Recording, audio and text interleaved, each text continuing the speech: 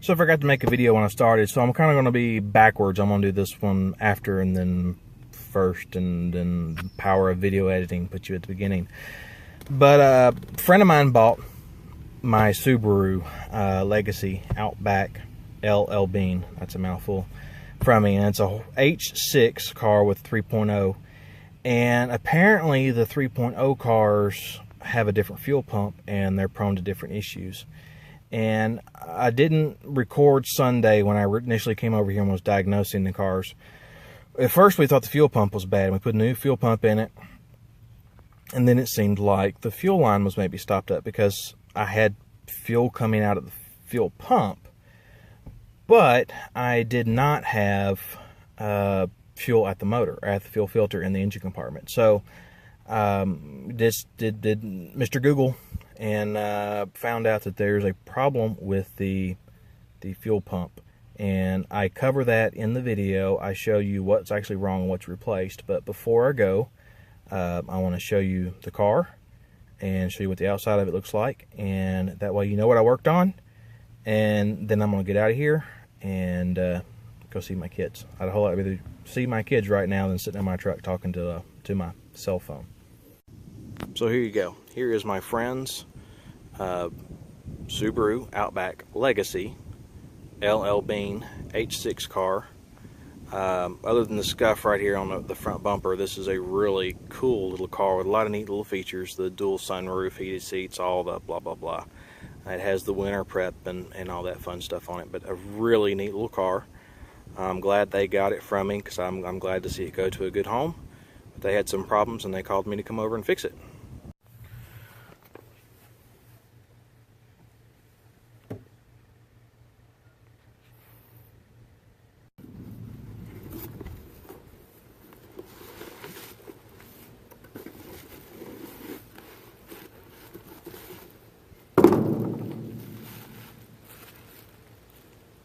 Hey, this is the plate too, and the new seal, and it's got a brand new fuel pump in it. Well, that's nice. I don't have to mess with that. Alright, so we've got a fueling problem, Subaru 03, and put a new fuel pump in it. Still a no start, no fuel, and it's got this weird little chamber on the fuel pump itself that it has to have sealed to pump. It makes sense once you know it's there, but it has to be sealed and build up fuel in this little chamber here before it'll come out the fuel lines. Well, unfortunately the original pump is broken, so no fuel. It would spray fuel out here but wouldn't spray fuel out the fuel lines, and it made us think that the fuel lines were clogged. And lo and behold, I got online, did a little research, and it clearly says check the cap, and the cap was cracked. And I believe we've got the cap over here. We'll show it to you in just a moment. Alright, here's the original cap off the original pump. As you can see, it had a seal on it. When I took it off, the cap wasn't touching, and you can actually see where it is cracked and it had pulled away, allowing the ring to leak on the assembly.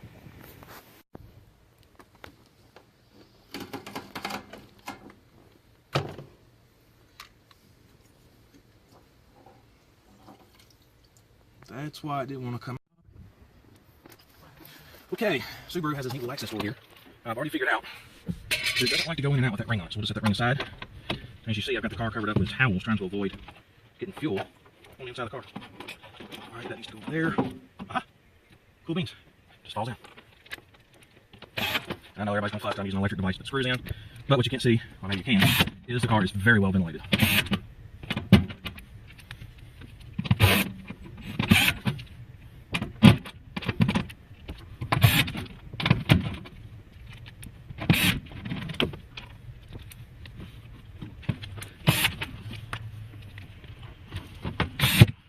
Oh, you know what I did too? Just put that stupid ring on.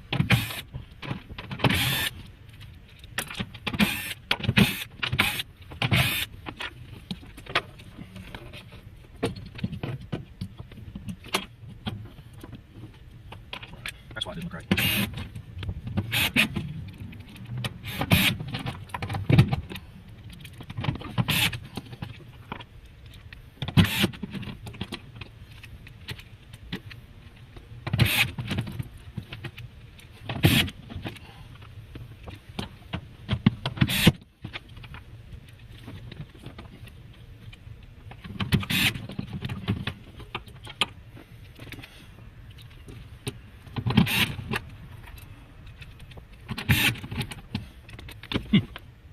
just noticed I'm going to put some fuel lines.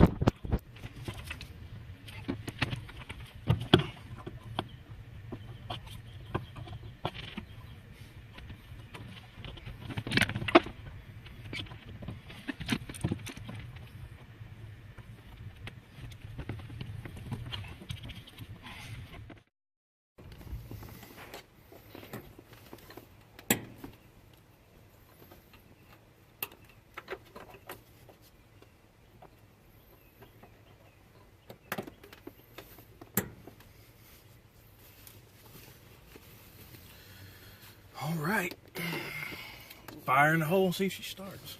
It's worth noting, when you replace the fuel pump, you need to cycle the ignition a few times, let it prime everything. I'll see if the battery's still holding enough.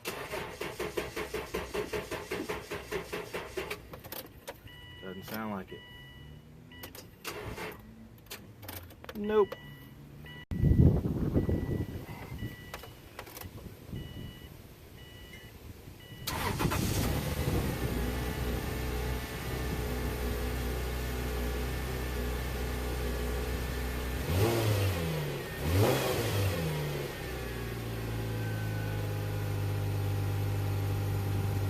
I'm amazed by how little battery power it takes to start this car. We're running off jumper cables on a vehicle that's not running. Usually, most vehicles I'm used to working with, I have to have my supply vehicle running in order to jump it off. But here we are, and it is running. And if you would look, I don't think we've got any leaks.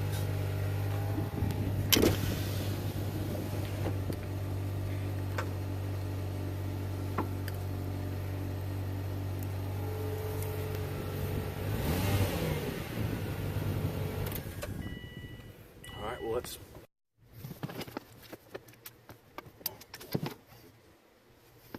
And this is the reason I have grease on my face every time I work on something. Never fails, your face starts to itch when you start moving around.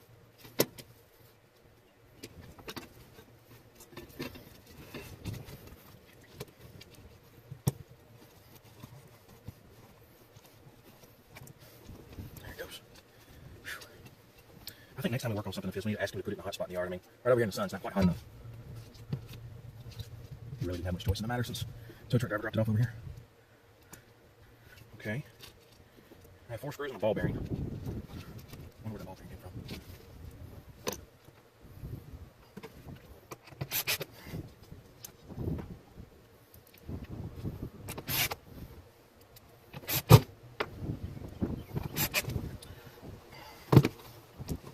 There's this half.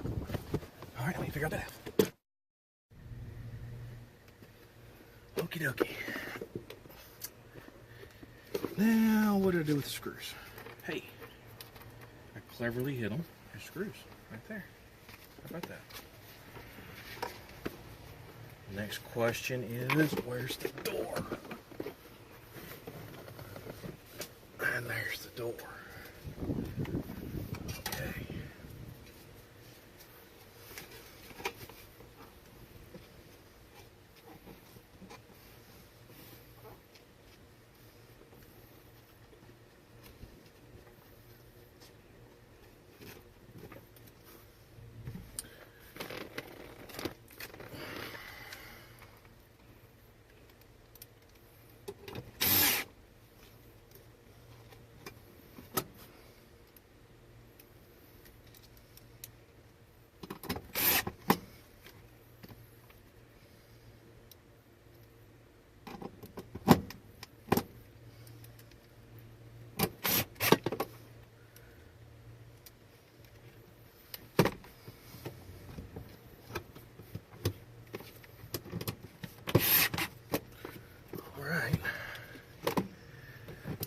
Guys, if you're looking for a toolkit to keep in your truck, this is pretty slick from Kobalt.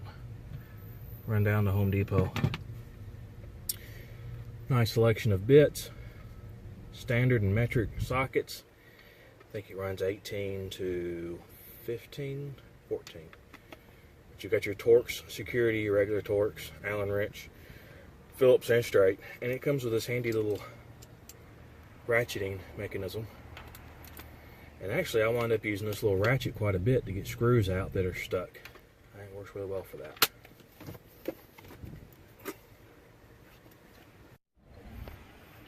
Alright, you have to excuse me as I wipe all the sled off my gasoline soaked rag. But this is the next phase of this project here. It's repair. I actually sold this guy the car.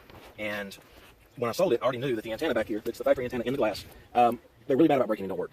And I've done the research on it, and it looks like the better scenario is to go to a basically a window mount. I've actually used something similar to this before, just threw it up in the dash, and it worked perfectly just throwing it up in the dash. As of right now, there's no working radio in the car, so we're going to look for repair. Every car is made a little bit different, so you can't just jump head first into it and start jerking and pulling on stuff. I usually like to try to work around an edge. I can get my fingers on it and just work with my fingers and give it a light little pull and just see if it will pull loose gently. I don't like using pry bars unless I just absolutely have to, because they can mar stuff. Just give it a light little tug, and now we're starting to expose some screws, so we can start getting this car apart and figuring out how this all comes about, so I can get the back of the radio.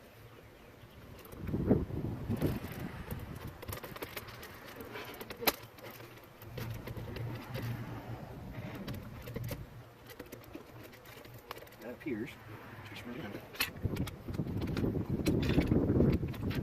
Nice straight. Feel a screw in there.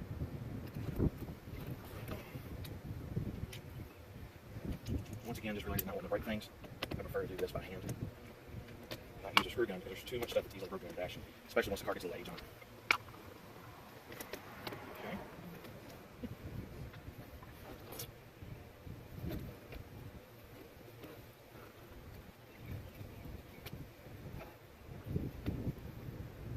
Seems to me there's two little screws up in there need to come out.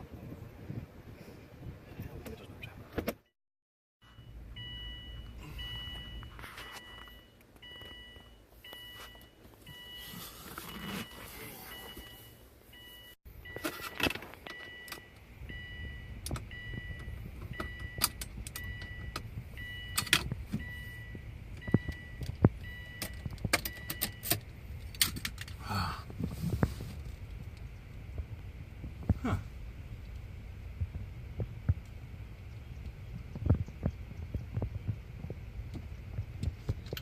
Let's see. Do I have enough room?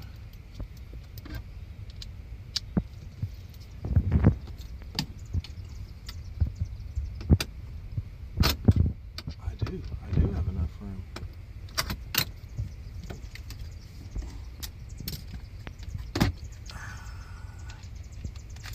You know what I just said about not using a screw gun?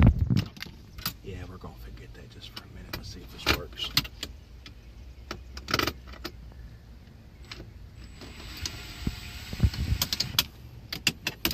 And here we have one.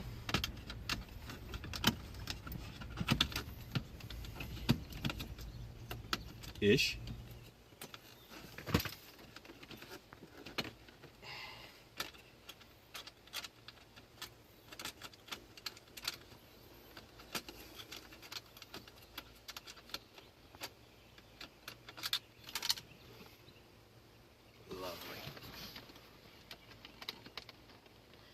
Nothing like losing your footing and falling out of a car.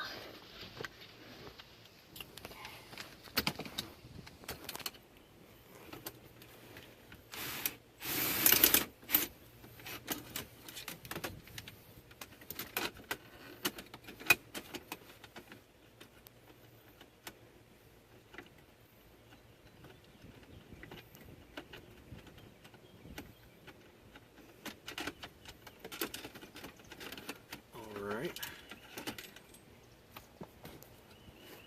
Whoa, hateful little booger.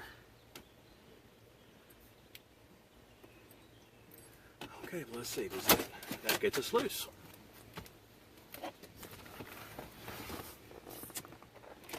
Ah, yes.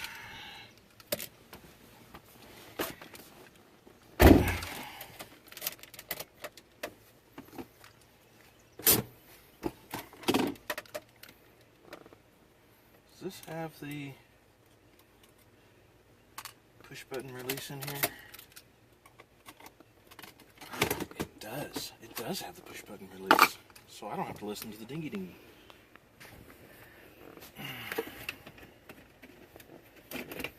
Okay, so there's the light for the cigarette lighter. And what Would you look at that? Just a good old-fashioned plug. The more I work on this car, the more I like it.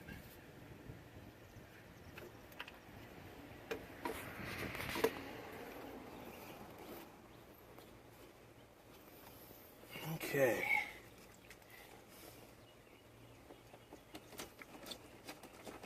It looks like we got some big honking screws to kick out here.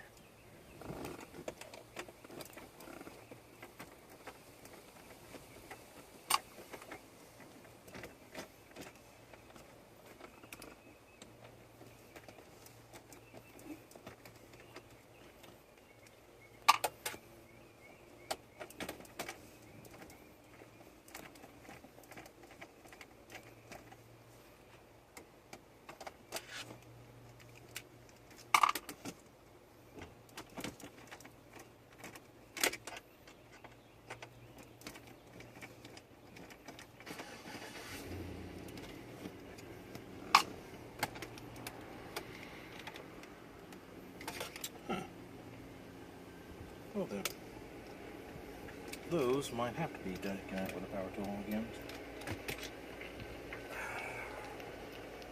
Alright, this will reach in there. It will. It will fit in there. Okie dokie. Now it appears that I have to take some more screws out. Go figure. I believe that is the OnStar. Nope. Nope. Not coming out like that. Okay.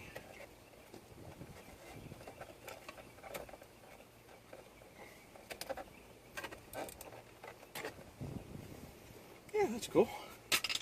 Let's just take a Subaru completely apart.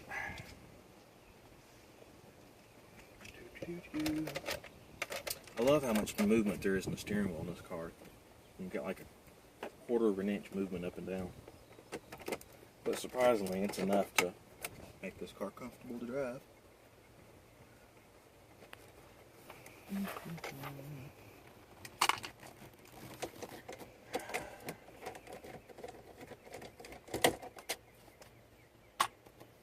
Okay, I brought Mr. Stubby over here.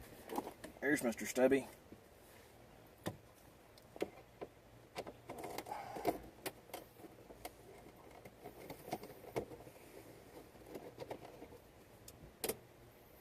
I'm going to open this door back up since I've got the key out.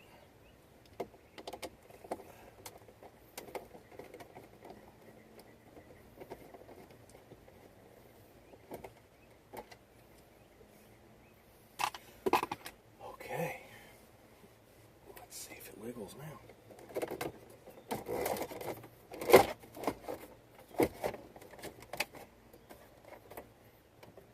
All the way down, so I guess we pull. I hate doing stuff like that. Huh. Alrighty.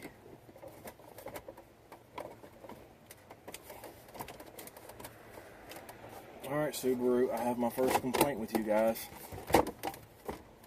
Why didn't you make the wire over here any longer?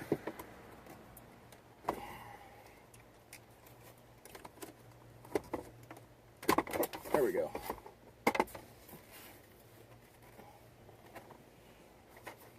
I'm going to put that right where I can step on it in a minute and break it. Okie dokie. Let's try this again.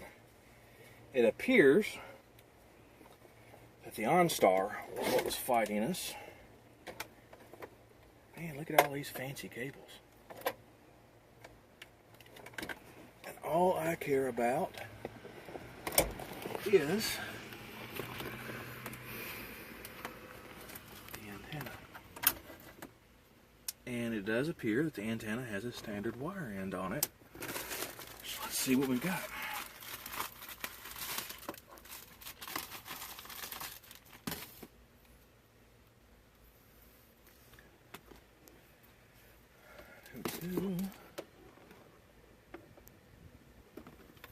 I'm just going to grab up here for right now.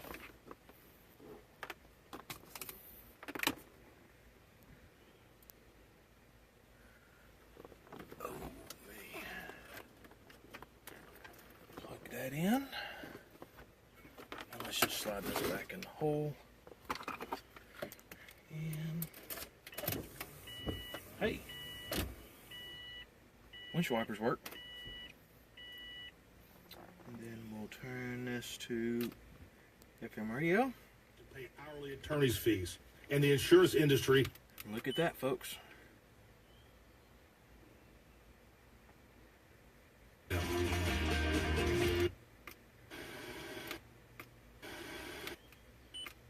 Advantage at Freeland Recovery.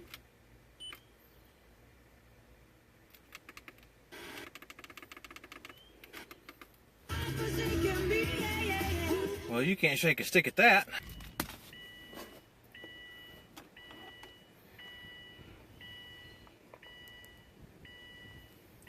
Now, this antenna has an amplifier on it, and I guess I can tap it in down here to the cigarette lighter, but I don't know if I want to do that today because I don't really want to cut the harness, and I don't want to put a splice in it. I'd rather stick a little adapter in here and have it look original, more or less. So I may wait on hooking the amplifier up today, and it may be that we get enough channels that we don't need the we don't need to worry with it. But at any rate, we have a working radio finally. So how about them apples? Let's see. Where will this fit and not move? Go in. It's like it was meant to be there. Stick it right up in there. Right on there, Doug. Put this wiring harness back where it goes, and just stick that in there, and it's right against the bottom of the dash. Well, the top of the dash is against the bottom of the top of the dash. And then just have to contend with this wire here in a minute. That shouldn't be a big deal. Let's set this joker back up in here. Alright.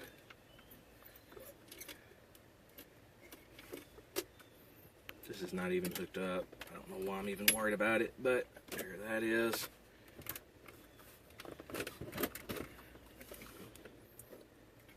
Alright. So, one thing you will notice is that I'm using a 12-volt lithium DEWALT, and that's because of the adjustable clutch. And when you have some stuff that's way back in the dash like this, it is kind of nice to know you can use it if you need to.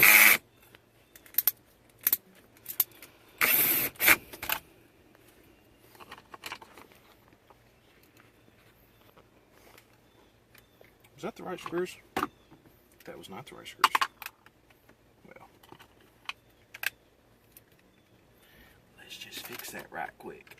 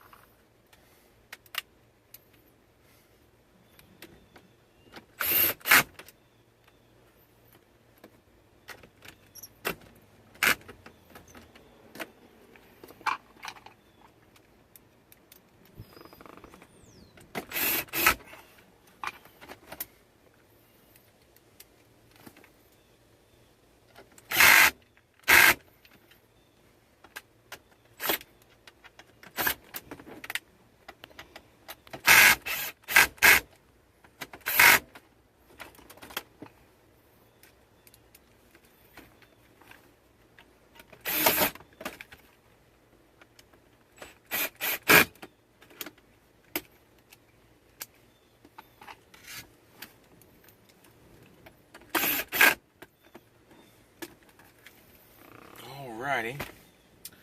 So I think what I'm going to do, I have all this empty space over here.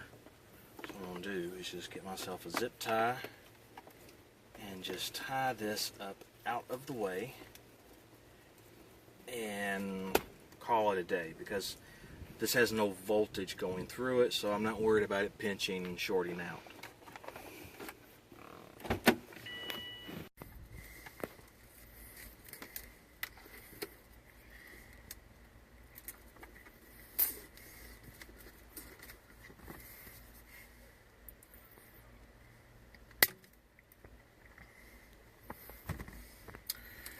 Now, if there's one thing life has taught me, before we go any further, let's test it again.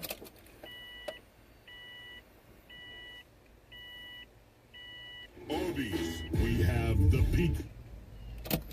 Okay.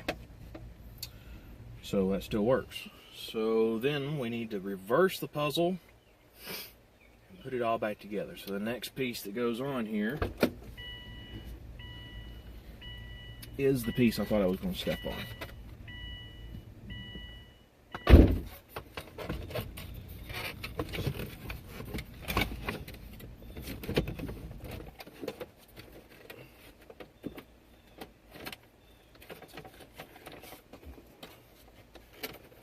Well, they do not make any inch of this switch easy. Okay.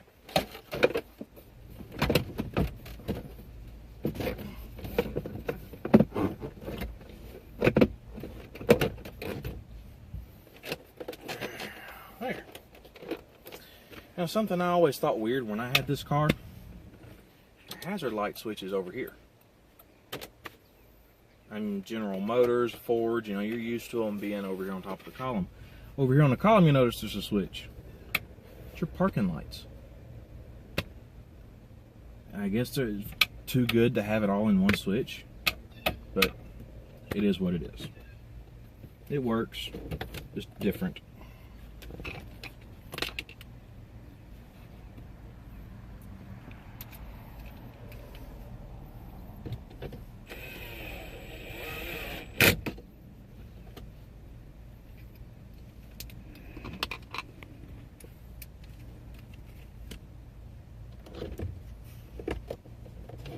I'm not going to twist it in there.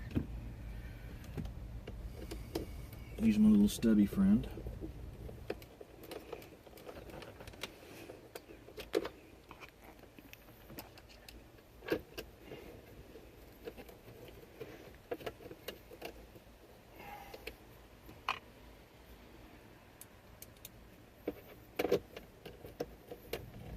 Beep, beep, beep, beep, beep.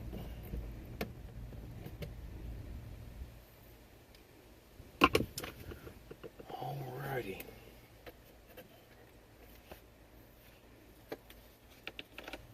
So we can go ahead and put back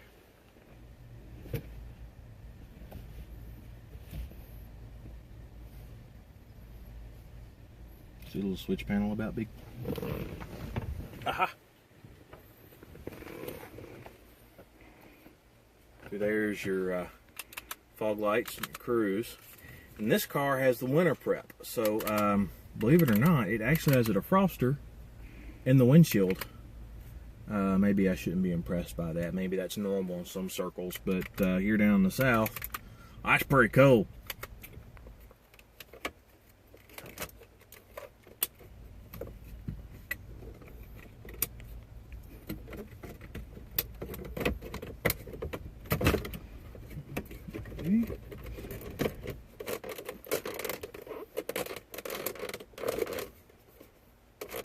Well, please stand by while it doesn't fit back in.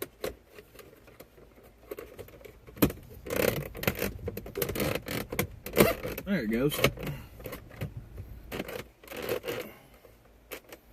Sometimes you just can't be afraid of it. Thankfully, this car is in really good condition, so you can get away with a little more in this car than you could in most cars this age. Now, this is an 03, so it is not as bad as, say, my 91 would be over there, where you look at it wrong and it just crumbles. In fact, the dash is crumbling on top just because of the age and the heat. One reason I didn't fix this car while I had it is at the time that I figured out that I could potentially do this fix, and I figured out, it took me quite a bit of research to figure out what the plug even looked like for the antenna, because I heard that some of the Subarus had a different plug, so I was a little bit worried that I couldn't just order a regular antenna like this and put it in. So by the time I got that figured out, we were in the middle of winter, and if I can avoid working in the winter, I do.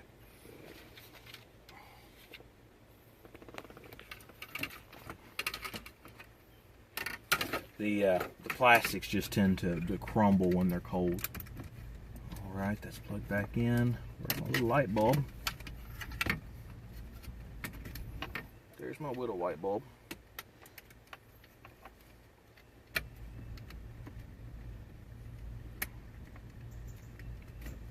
Okay.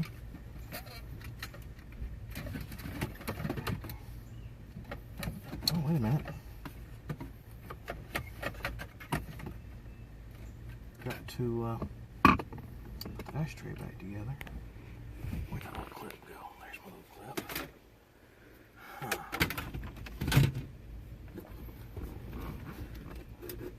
This still has it. This side does not. Alright. I can tell you right now, that is going to be a thorn in my side.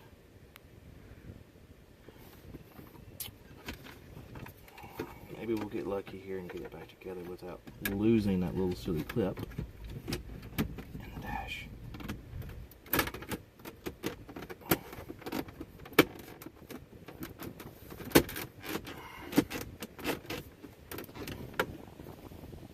Okay. Yep. I heard it fall. Can I reach it from...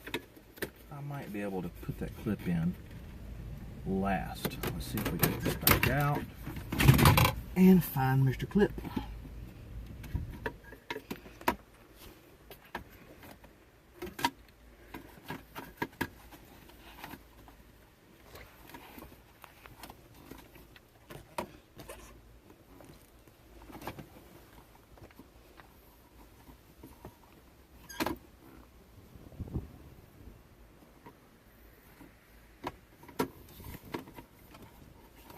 Well,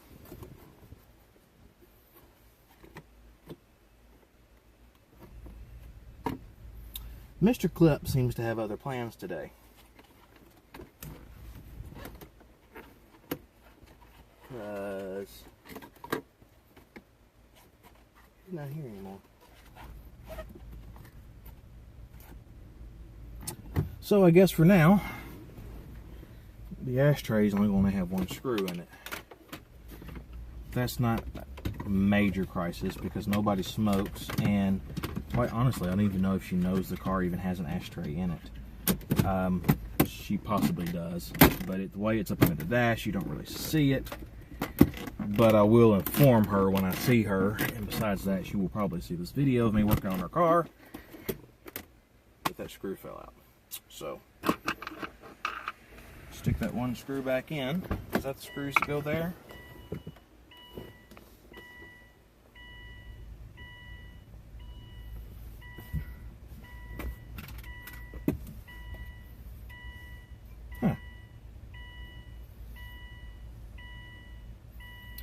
So I don't recall taking any screws out from down there, but there's 2 screws missing.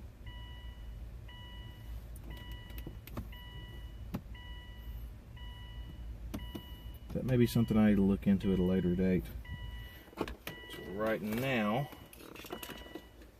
put this screw in here.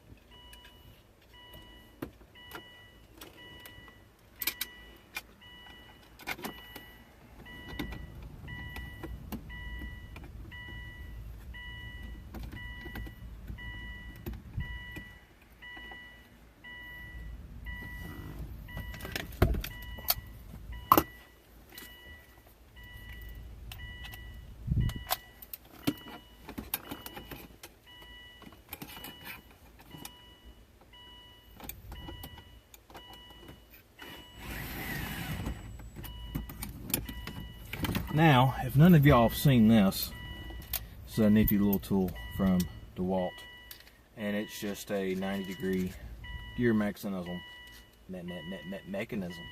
So it is kind of hard to handle in some ways, but what it's really designed is for things like this, where you don't need a whole lot of torque, but you need to be in a tight spot so you can get that.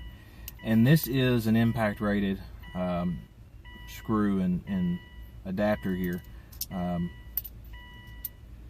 but it's not really needed on this little 12 volt, but it is handy to use nonetheless. I usually prefer the much longer DEWALT that it handles longer screws much easier with most of my work. So probably shouldn't have just done that.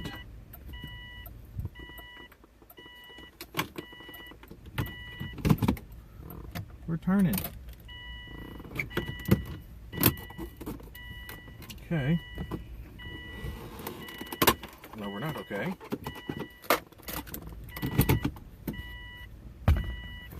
There's where my two little screws went. I did take screws out from right there. Imagine that.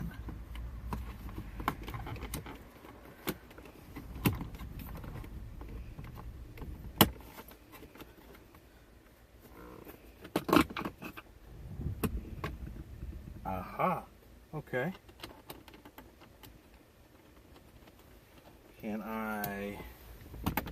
Can't take that screw back out with that. Well, we'll put it together and take it apart about 6 more times. But you get the idea.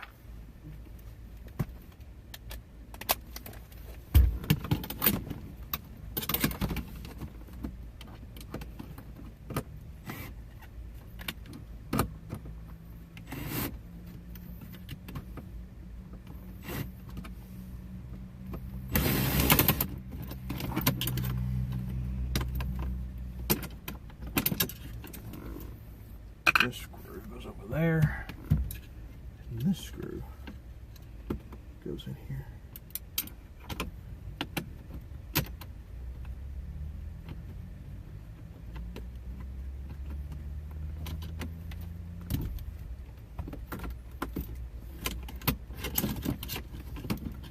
And of course, as with most jobs, I only need one more hand.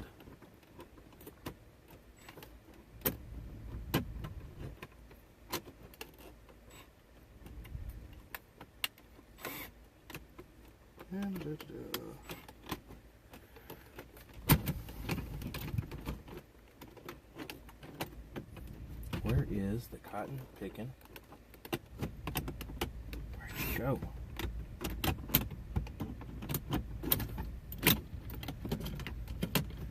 Do I have to get down and become one with the problem here?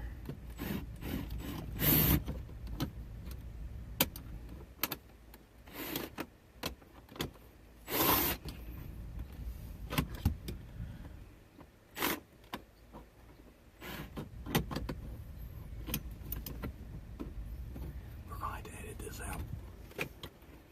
Where's the screw hole?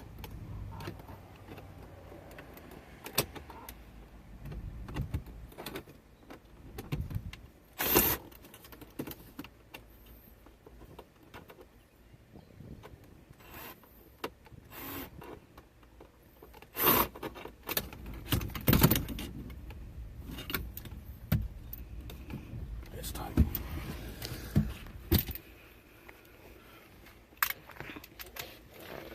Okay, so now this can go in. I forgot all about it having that. And that explains these big screw heads.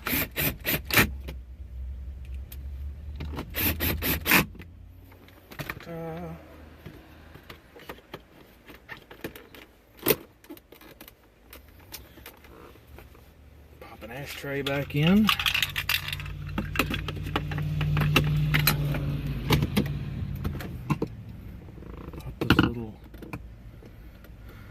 Stuff back in here.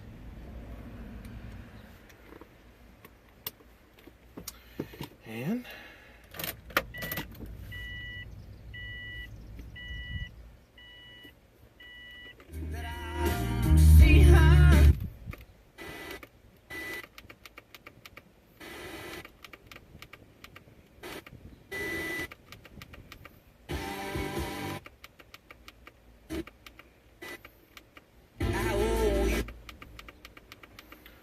we're still working.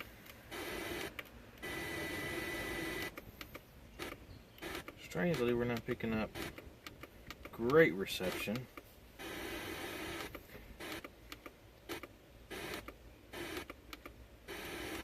But